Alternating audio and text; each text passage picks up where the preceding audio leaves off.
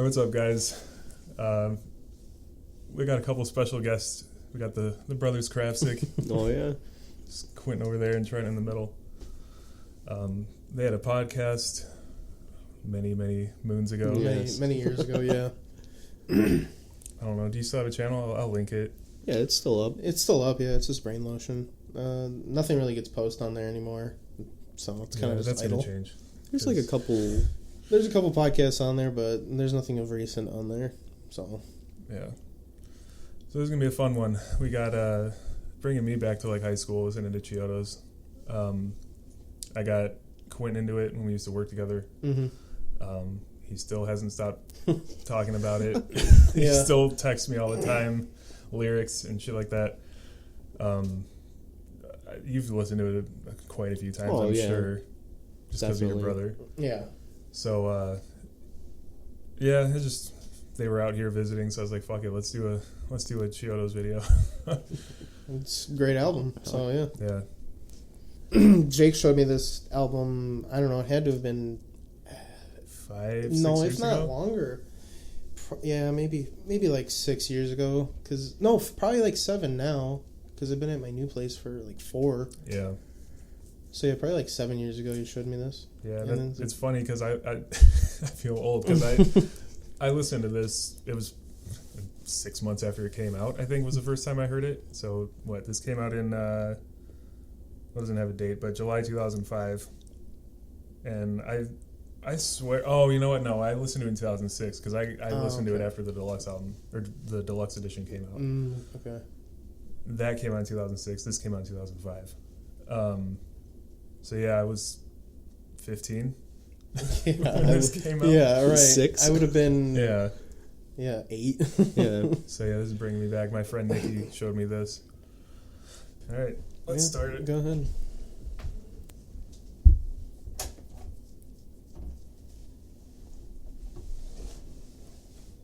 It's gonna take a minute because we got records. It's not just push play and it starts. Yeah. Well, you probably showed me this album around the same time he might have. Well, no, you were there before me, Yeah, so probably so a year or two later. Well, I feel like you started kind of getting into your... Yeah. What would it be like? I don't know, like... This genre, I guess. Yeah, like this genre kind of later. Definitely after high Yeah. school. Yeah. Yeah, and then it was these guys, and then I showed you Alexis on Fire, and then I showed you all those like more emo bands and scene bands, and For sure. I think you're just now getting kind of into Thrice more, which Yeah, that was my second option because I got that album on record too. Right. Well, yeah, and like I was telling you too, like you can definitely like your style of music can tell is like really derived from Thrice. I feel. Yep. Yeah. And like you're very influenced by them, and you can tell it in your music. Like it's noticeable. Yeah. It is. Yeah, and that's funny because like you're the first person that said that. You're the only person that's noticed it, and he's not even a musician. Right. Like Yeah. all my musician friends are always like, "Oh, your shit sounds just like Bullet My Valentine or just like Avenged Sevenfold." I don't like, really. Yeah, it's more Thrice because Yeah. I don't remember exactly what song I was listening to, but it was like right when I like kind of discovered them, and I was like, man, like this is like definitely Jake style. Yeah, I mean, it was probably definitely something from Artists in the Ambulance. I think it. Yeah, I'm trying to remember the exact name of the song, but I can't think of the top of my head. Yeah. Silhouette, maybe. Maybe, I don't remember. But yeah, like that's His voice. it's like yeah. To this day, his voice still makes me laugh. It's just so ridiculous. Right. Well, I feel like it, but his voice is so iconic though. Yeah. Like he's Definitely. because he's been in numerous bands. How many bands? Yeah, Like a lot, and it's like an ongoing joke with him or whatever. Yeah. You're like, oh, what band are you in this year? Yeah, but his voice got a lot better over the years. Like even after this album, like when their next one came out, their next album was a lot more theatrical, and his voice, like I don't know, it didn't waver as much at least. Right. But Well- that's what kind of the charm of this was. Like they just sounded like kids out there just having fun. Oh yeah, just and like he fucking was still kind of trying to screaming find his voice Yeah. and like yeah. I don't know this album is definitely like I guess helped me in a lot of ways too. Yeah. Just like I don't know, listening to it on repeat and it's kind of like helped me through things, I guess. I don't know. Yeah, well, me and Tim brought up, I think of when we were talking about Coed and Cambria, I can't remember exactly.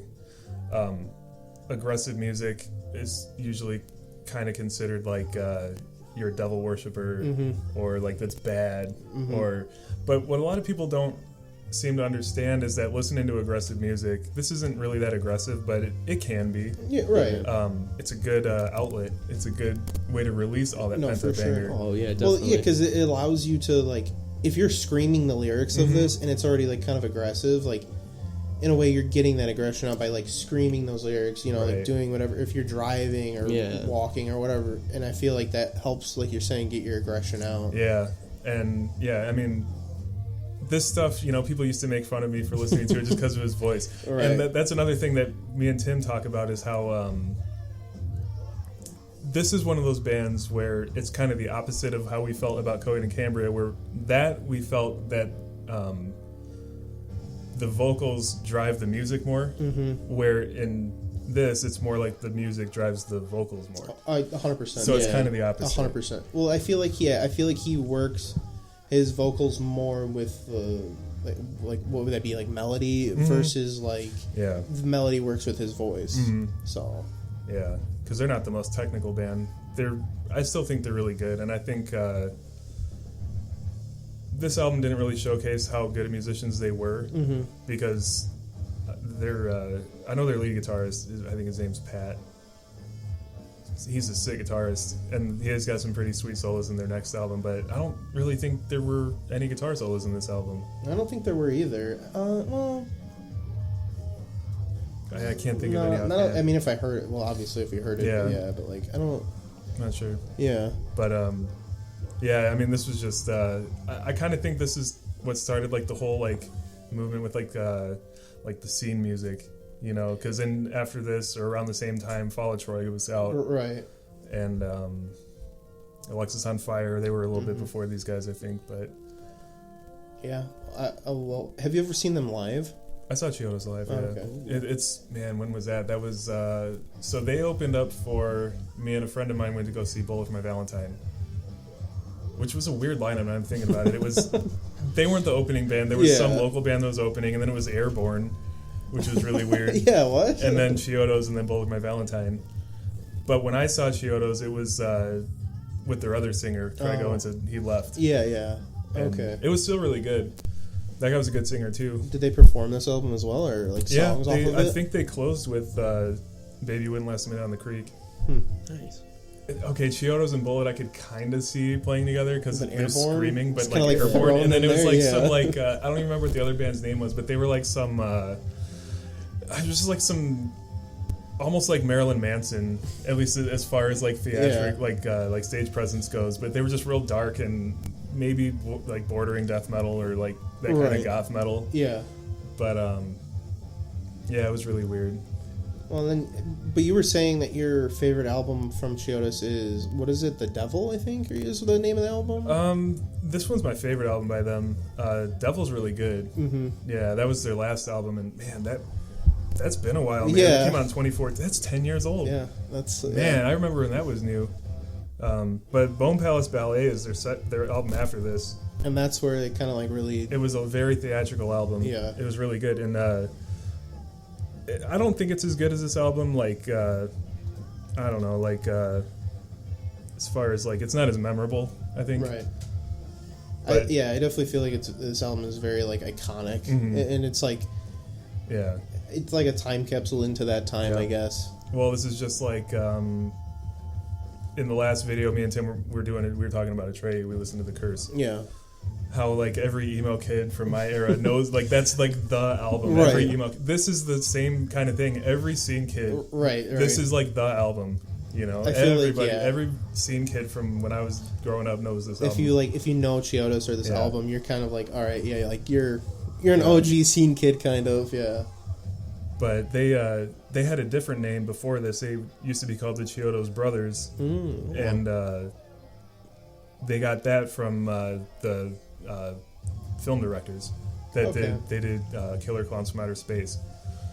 I did not know that. So they had a few EPs before this came out under the Chiodos Brothers, So if you haven't listened to that, you should, because they're really good. Yeah, I didn't know that. I'll have to definitely listen to it. It's the same guys. It's a little bit more raw sounding, but it was a little bit more. If you think like the song "No Penguins in Alaska," it sounds a little bit more like that. Okay. Like a little bit more like pop punky. Yeah. So it's good, and that's how they got their name from the movie directors. So the movie directors came up with Chiodos? That's their name. Their name is Chiodos. Their last name is Chiodos. Okay. And so when they started, their original band name was the Chiodos Brothers. Chiodos Bros. Yeah. And then they just shortened it to Chiodos when this album came out. Yeah. Now I it's feel iconic. like this. I feel like it really put them on the map, so to say too. Yeah. Like it's. I think it's funny. Like I think about. I wonder how many people found the movie Killer Clowns from Outer Space because of Chiodos. But I never really thought about it. I wonder how many people found Chiodos because of the Chiodos brothers. Right. Like, Yeah. I mean, I've known of that movie, but I've just never... you didn't put like two and two together? No, I never did. Yeah. That's a good movie. It's so cheesy. There's a game coming out. Really? It's like people that made the Friday the 13th game. Oh, I think I that's saw cool. that. Yeah, I think I saw something about that. Yeah. They're doing a Killer Clowns game. It looks pretty cool. It might be out now. You hear the wind? Oh, dude, this was like my favorite song back in the day. It was Expired in Goreville, I think. Yeah. I think this was like one of my favorite when you showed me the album. It was like, I heard this and I was like, man. Well, it's got that line in the middle. It's Right. just like your 16-year-old emo self is like, oh, say it, Craig. Yeah, exactly. You're tell just like, oh, this is cutting He's like deep. so off key and shit. Right. Oh, it's so good. Oh, man. And his screams were just, I don't know. You could tell he's hurting himself. Yeah. Oh, for sure. Yeah. He is just forcing those screams out. I wish I could like put into words like how this album makes me feel, but I don't know. It just makes me feel like good, but like It just resonates with you. Yeah, I guess. Yeah, I don't know. It just makes me feel like good, but also like I don't know. Like I guess just I like it, and it just I don't know. It was something about these guys, especially the Fall of Troy, because they're kind of similar sounding. It makes you feel good because it's upbeat, but there's also something dark about it. Right. So Yeah, it also gives you like a sense of like nervousness almost and a little bit of anxiety. It just makes you feel a lot of different emotions that you don't normally feel like if you're listening to like a lot of pop. Exactly. Or like because I don't listen to Mainstream a whole lot stuff of is pop, just but- kind of supposed to be like it's like catchy, and that is the point of it. Something where to it's get like, just to make you like have that like temporary feeling of like euphoria, I guess, or whatever. You know, it's like, oh, this song really fucking makes me move, but then like that's it. Or it's a club song or something. Yeah, exactly. A good beat, a catchy melody. That's pop. Yeah, pretty much. And I feel like a lot of I feel like a lot of stuff back then was more like you're putting your heart into it versus like just kind of trying to make a buck and make a song. It was like, I'm gonna put my heart into this because this is what I like doing. You got to give respect to a band like that they're putting it all out there, not Exactly. expecting to make a dime, and they know they're not going to because nobody, not a lot of people listen to music like this. I feel like they got pretty popular and they probably made their money. Probably because of this album, this part. Yeah, Singing right. Craig, oh, my heart. My little 16-year-old emo self. Yeah, exactly. Anyway, yeah, I forgot what I was saying. How does this album make you feel? Like, how do you like? This What do you was a take fucking away song, from dude. this? Baby, when like Last Man on the Creek was like the hit. This is definitely something like I could find myself just grabbing gears, driving, and just being reckless, maybe, or getting your feelings out or something like that. Feeling way too much while you're driving to work. Yeah, exactly. When you go to work in tears, you're like, oh, what did I just go through? Yeah. I don't. Yeah, but at the same time, like I agree with him, where it makes me feel like like when I'm driving, I like want to go faster. I don't know, it just like hypes me up, I guess, and just Yeah, it takes you on kind of a journey musically because there's a lot of ups and downs in this album. There's a lot of faster, more aggressive songs. There's a lot of like slow piano-driven songs. There's like 2 interludes, I think. Yeah, there's 2 beginning and that's what there's a prelude and then there's 2 interludes. They're interludes. Yeah, sorry, not preludes. There's the one that's like all piano, and then there's the one that's like circus music. And that was your ringtone? That was my ringtone, for a long time. Yeah. I feel like the second one kind of like I feel like the first interlude kind of breaks you away from like where they kind of are like then switching over, and then the second interlude is kind of like, all right, this is where it's like we're getting into I never really thought about it like that, because like the second half of this album is more kind of hard hitting, right? So I feel like the second interlude is kind of like transitioning, like, it's like a palate cleanser. Sort of say, yeah. I don't know. And that's something rare too. Me and Tim were talking about how, and I totally called myself out before, and I said there's a lot of bands that don't really do like intros to albums anymore, and then I was like, no, that's complete fucking bullshit, because like every metalcore band does it, and pretty much all their albums, but there really aren't that many bands that do interludes. No, there aren't. Like, at least not that I know of. I know Offspring has done a few. I feel like it was maybe popular in this genre. Like, I don't know, did Devil Wears Prada? Well, I feel like it's more popular when like when you're making the music for you. Like it's like the music that you want. Yeah. It's not like I'm just making an album to make. I've made interludes for my albums. Usually it starts off, this song is going to be good, and then I just can't think of anything. Like fucking interlude. Yeah, he's like, whatever. It's 30 seconds long, just throw it in the middle somewhere. The whole EP you made for Resident Evil. Yeah. Well, no, that was a whole album. Their whole album, I didn't make it for Resident Evil, I just named it after Resident Evil. Sorry, yeah. Oh. I worded it wrong. Yeah.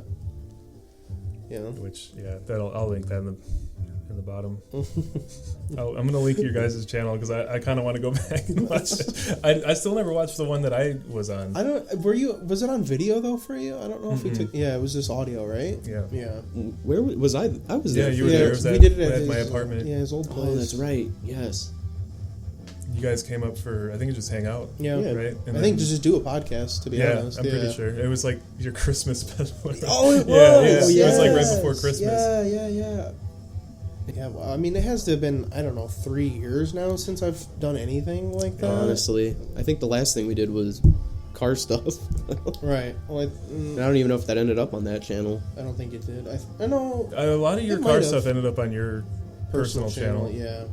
But I think I was slowly trying to transition the car stuff from my personal channel to Brain Lotion. Because I think we made one last video with his car, and then I put it on that channel, and then that was pretty much it, I think. Yeah. I think we were trying to go towards like more of like an umbrella company kind of thing, where you had like multiple different things under it. Yeah, but that's the thing that kind of sucks. Yeah. That's what I liked about your podcast, though, because like you guys just kind of talked about, what was going on at the moment. You didn't have like at least maybe I didn't notice it, but you guys didn't have like an outline for like what you want to talk about. You didn't come, maybe you did. I don't know, topics for. Sometimes I usually would have just up the laptop and just have like question topics, like talking points. Just so like we could, there wouldn't be like a blank space. It was like, oh, okay, the conversation's dying, let me ask this question, to bring it kind of back. But that was really it. And most of the time, I mean, I'm just kind of thinking like from the one that I would like, it ended up just being like we were just kind of taking a trip down memory lane and just like talking about work. And that's exactly it. Yeah, and I feel like that's good. That shit. And we would just really talk about like how our week went. Yeah, well, I feel like we were just trying to get like people from our life as like special guests to just kind of bring more perspective, I guess, to the whole story. Yeah. But I guess it's kind of hard to do that when you have just like somebody watching one episode, you know. Well, and it's hard also when you kind of have so many like inside jokes with like your you gotta follow like other people don't. No, you guys wouldn't get it. Yeah, exactly. Yeah, you'd have to be there. Then you have to like explain a whole backstory. I'm not gonna edit it out, but you guys had to be there. Yeah, you had to be there. Yeah.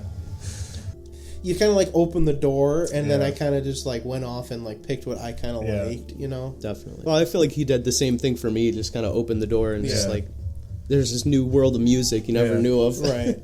I remember when I showed you guys Alexis on Fire, and this could be anywhere in the world, and I remember walking in and you guys are just singing it, and I put it on because we had that the radio or whatever up on your dad's toolbox, and we used to just listen to whatever we wanted all the time when your dad wasn't there. And then you guys just started singing. I'm like, fuck yeah. Like like it's like a proud like Big Brother moment where you're like, all right, yeah, it's like when the new kids ask the older for music suggestions, like, fuck yeah, like my little minions running around. All listening to like emo scene music. But and it's funny because like it doesn't stop with me. I'm always asking Casey, he gave me the idea for a bunch of that we're gonna do on here, like I said before, I was going to do Spine Shank last time. That was a suggestion he gave me. Right. But yeah, it's funny how like I'm not even that much older than you guys. I'm 10 years older than you probably, but in case he's not that much older than me, but we still have like similar music tastes, but we're still like taking music from each other too. Well, I feel like it also kind of shows, I guess, like a generational thing too. Because you've showed me music too that I like. I still listen to like Lucky Boys. Yeah, exactly. Oh, yeah. And then I feel like this is how it has to work, though. Like in a way. And I've showed you like newer music too, which I know you're not like a big fan of, but it's still like some of it was pretty good though. Right. I'm trying to think of when Suicide Boys, the Ruby from them made solo album, and it was more like heavy metal, I guess, so to say, or whatever. And I like showed you, and it was like he came from, I don't know, like rap, so to say, or whatever. Well, that's like a New Orleans vibe. Did you ever listen to his solo album? I actually didn't know about that. Yeah, so he made two now actually, and they're both like very punk, like punk. I guess I don't know, but they're very like heavy. Well, I noticed they kind of did the split off for a little bit and kind of were doing their own things. I saw Alex is on fire with Avenged Sevenfold. I wanted to go really bad. I wanted to go to just see Alex is on fire. I didn't even know. I wouldn't have cared about Avenged. I would have just been like, I've seen Sevenfold a bunch of times. I really want to see Alex on fire. And I remember when you first showed me Alex is on fire, it was like Alex is on fire. Yeah. Yeah. I was like, what? Those Canadians. Yeah. They're so good though. I like it was Alex so on good. Fire. I didn't even know they were opening, and then I saw like the lineup, and I was like, "Oh shit!" Was it just them? Or was there an opener too? There was a guy named Kim Dracula. He was like, metal rap, like Marilyn Manson type stuff. Yeah, I know. I was like, I remember he was going to see Avenged, and then they were there, and I was like, man, it was so worth it. I was like pissed because I was like, I should have gone. Yeah, and they did. This Could Be Anywhere in the World. It was so awesome. The words best friend become defined. Redefined, sorry. Come on, I thought you liked these guys. This song. Yeah, there was another version of this on one of their EPs. It came before this. I feel like this song kind of resonated a lot with me, too, at the time, because I was like, man, I'm really going through it right now. And then, like, hearing this, I was like... Yeah, I remember there was this kid on my bus that had a Chiodos hoodie, and it was just a black hoodie, and in pink it said Chiodos, and on the sleeve I remember it said, "I'll stop stabbing when you stop screaming." And I was like, dude, that's some cold shit. Right. And it's like this band, like, oh my god, like, and you listen to it, you're like, they're talking about murder, and like, but the way he's singing, like, it's just so upbeat and poppy. It doesn't sound like that, right? It sounds like he's like, like being pop, I guess, but it's like, damn, this is kind of deep. Like, and then the name of the song, "There's No Penguins in Alaska," like, what the fuck does that mean? Like, of course. But that was these bands. They just did that. They had weird ass names, and if you don't have a weird name for your band or songs, it's like both. Like that band is not good. Because around that time there was also like bands like Red Jumpsuit Apparatus. Like, what the fuck does that mean? Right. You know? Yeah. There was a whole bunch like that. I guess Motion City Soundtrack. I guess that kind of makes more little sense. Yeah. But like, and when I first heard about them, I was like, soundtrack to what movie? Yeah, right. Or like a video game or something. Right. Yeah. What the fuck is Motion City, and why is it a movie I haven't seen? Why are they making soundtracks? Why do they have so many of them? I mean, because it's a band. Yeah. I've really been on the story so far. Like, that's been like my, and then I don't know if it's their newer album that they came out with, but I don't know if you listen to it. It's like the one with the green and the head and like the snakes. I think I've seen it, but I've really been on that album, and that album has been like, it's just been on repeat for me. I really like it. Yeah. And you should do them next. Possibly. Did you listen to a lot of them? Who? The story so far. Oh, no, not really. I remember them being popular. Yeah. But I never really I feel like they listened had a couple popular songs, but then now that they announced the... what was that? What's that festival? We Were So Young or whatever? When We Were Young. When We Were Young, yeah. When they announced that, I feel like a lot of bands kind of like came out and like dropped an album. That's right. I forgot about that. Yeah. Me and Ashley were thinking about going because it's like in Vegas for like Chiodos is there. They're playing this whole album in its entirety. I know. Atreyu going to be there playing The Curse in its entirety. I know, dude. Oh man, dude, I wanted to go so bad. I think Coheed's going to be there. Dude, it's going to be awesome. It's going to be a great time. And I want to go, but it's all the way in Vegas. And I think the tickets really aren't that bad for like the whole week. I think it's like, or for the weekend, I think it was like $300. Yeah. For this huge festival, and then I was looking up like rooming and everything like that. Even that's not that much. I think it was like $100 or $200. That's and like the Bellagio. Yeah, and in Vegas. Holy crap! Right. You're not gonna get the best room at the Bellagio. You'll be at the Bellagio. You could say that you've been there. Yeah.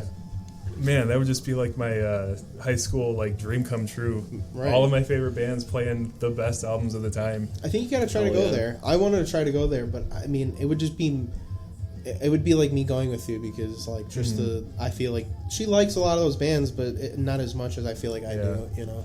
I'm gonna look it up real quick. I'm gonna see who's all playing because I forgot. I know those two for sure. I think Motion City's gonna be there. Yeah.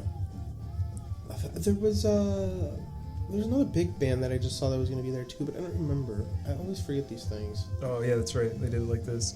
Oh man, who's not going to be there? Yeah. Oh.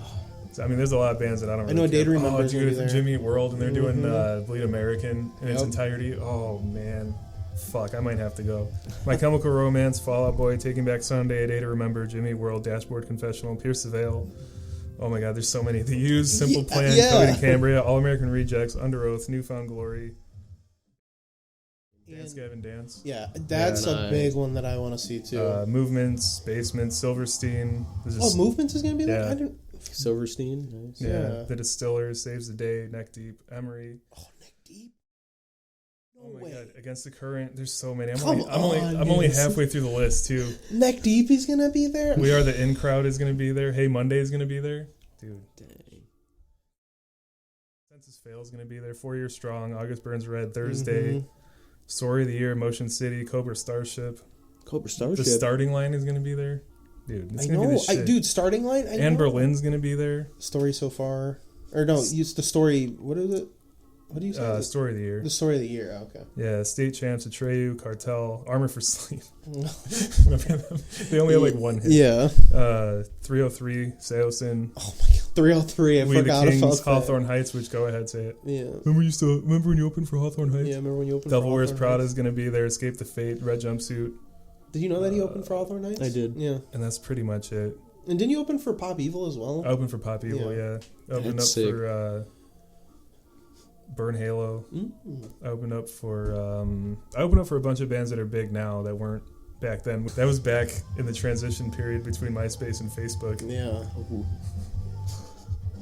Man, and then like I feel like the influence of MySpace had on like emo and scene too. Oh yeah. It really kind of like brought it out more in that aspect of like I guess being acceptable. I don't know.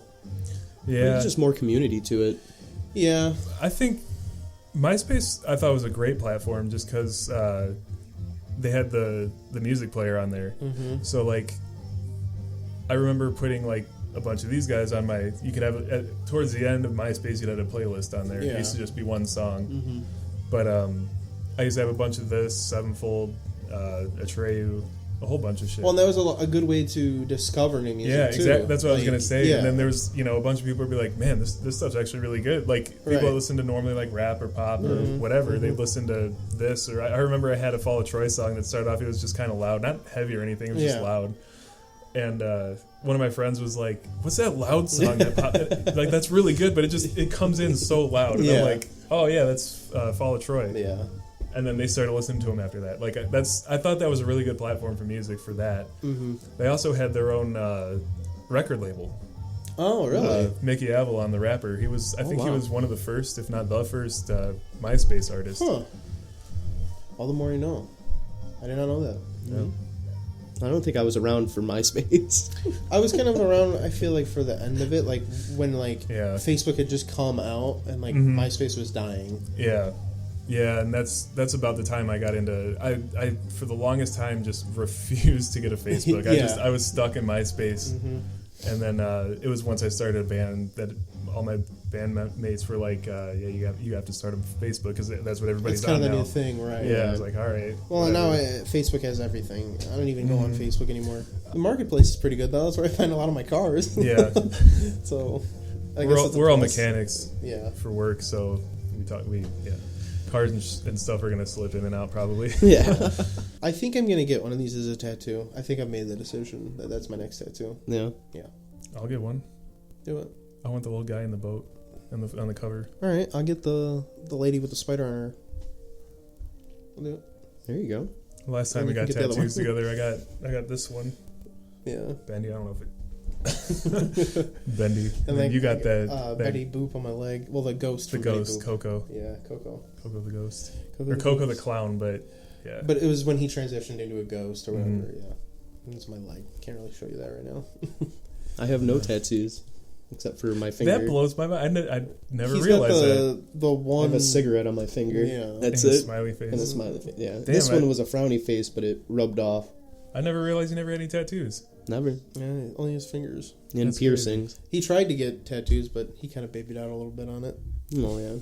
They don't hurt. Just when you get them in bad spots. Well, it was Angelo trying to do it, and he had a heavy hand. And I think Trista did that on your Trista finger? did this one, and it was really easy. Yeah. This one came out pretty well. I mean, it bled a little bit because it's a callus. Yeah. Yeah, I got this one on my finger. You still have it, even though Yeah. you said it was going to go there you away. go. They always told me when I got it done, he was like, "This was only going to last at most 2 months." Yeah. I got it when I was 19, Mm-hmm. so I've had it for 14 years. It's still there, and he just did it freehand. It says, "Shh." Yeah.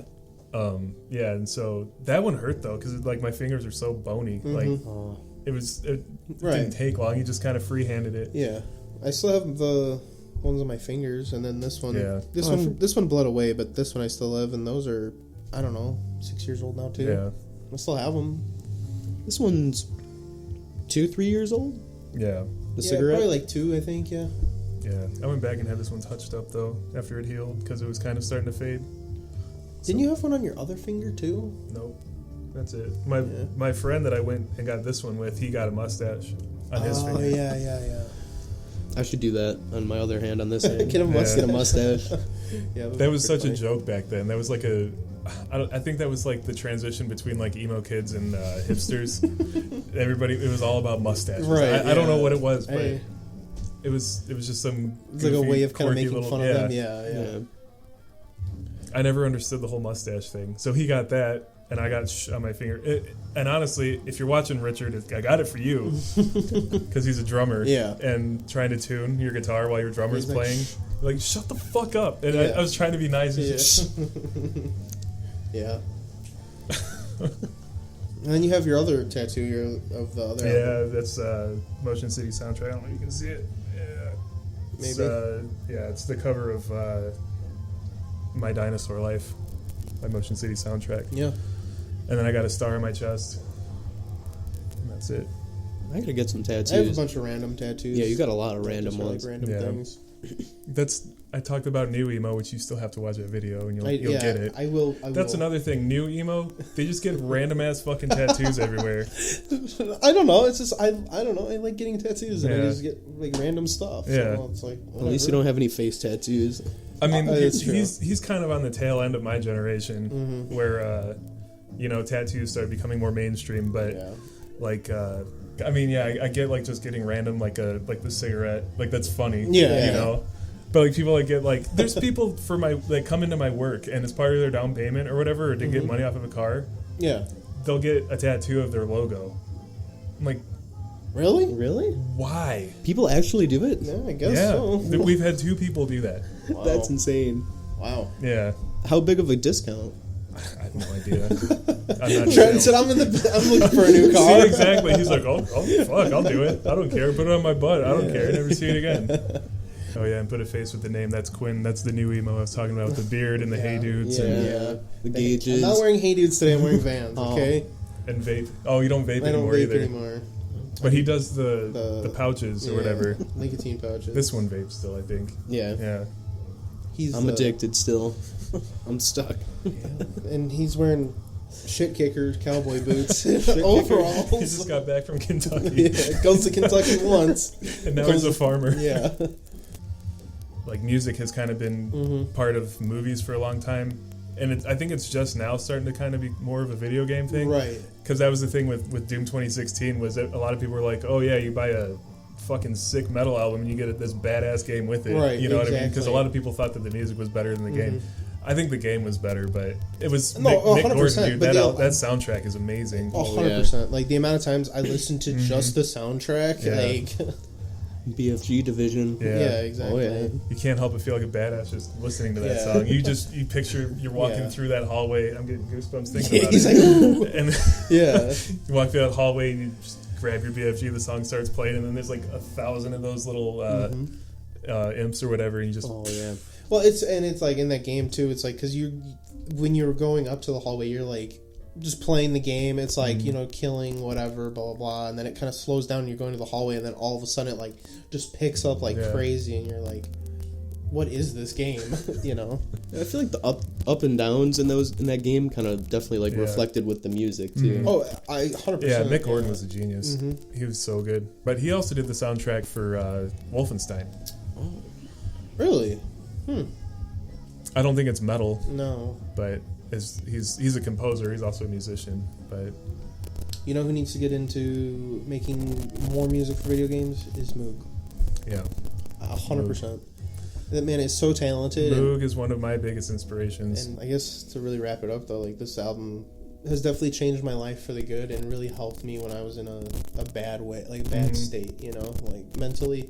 Yeah. It just kind of helped me work through things. Yeah, and it's kind of cool because, you were older, so I was still a teenager.